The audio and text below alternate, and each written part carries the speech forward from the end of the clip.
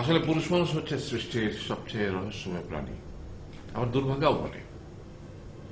বুঝতে পারলাম না। শুনবি? গাধাকে সৃষ্টি করার পর তাকে বলা হলো সকাল থেকে সন্ধ্যা পর্যন্ত তাকে ক্লান্তিহীন পরিশ্রম করতে হবে। সারা জীবন তাকে পিঠে ভারী বোঝা বইতে হবে, খেতে পাবে শুধু ঘাস, আর তার মাথায় কোনো বুদ্ধি থাকবে না। তার আয়ু হবে 50 বছর। গাধা করজোড়ে সৃষ্টিকর্তাকে বলল, আমি এত বছর বাঁচতে চাই না, আমাকে 20 বছর আয়ু দেওয়া হোক। সৃষ্টিকর্তা সেটাই মঞ্জুর করলেন। কুকুরকে যখন সৃষ্টি করা হলো তখন তাকে বলা হলো যে সে হবে মানুষের সবচেয়ে বড় বন্ধু, কিন্তু সে খাবে মানুষের উচ্ছিষ্ট, এবং তার আয়ু হবে 30 বছর।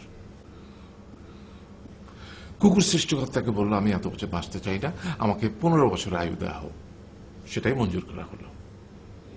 এরপর বানরকে বলা হলো, তুমি শুধু গাছের এ ডাল থেকে ও ডালে ঝুল খাবে এবং নানান রকম ফন্দি ফিকির করে মানুষকে আনন্দ দিবে, তোমার আয়ু হবে 20 বছর।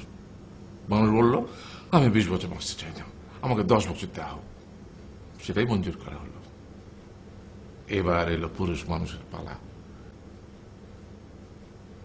তাকে বলা হলো যে তুমি হলে প্রাণীগুলোর মধ্যে সবচেয়ে বিচক্ষণ এবং বুদ্ধিমান, সেই জন্য তোমাকে প্রাণীদের শিরোমণি করা হলো, এবং তোমার আয়ু হবে 20 বছর।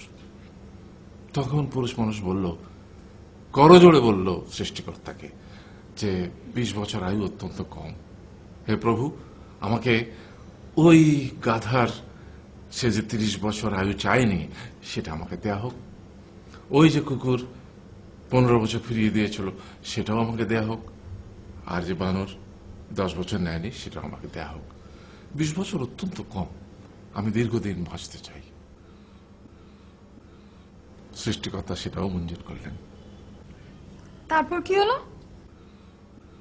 সেই থেকে ছেলেরা পুরুষ মানুষ হিসেবে বাঁচে 20 বছর, তারপরের 30 বছর সংসারের বোঝা পিঠে করে বয়ে বেড়ায়, সেটা কার মতো? গাধার মতো। তারপরের 15 বছর সে তার ছেলেমেয়েরা যা দেয় সেই রকম ঠিক কুকুরের মতো উচ্ছিষ্ট খেয়ে বাঁচে।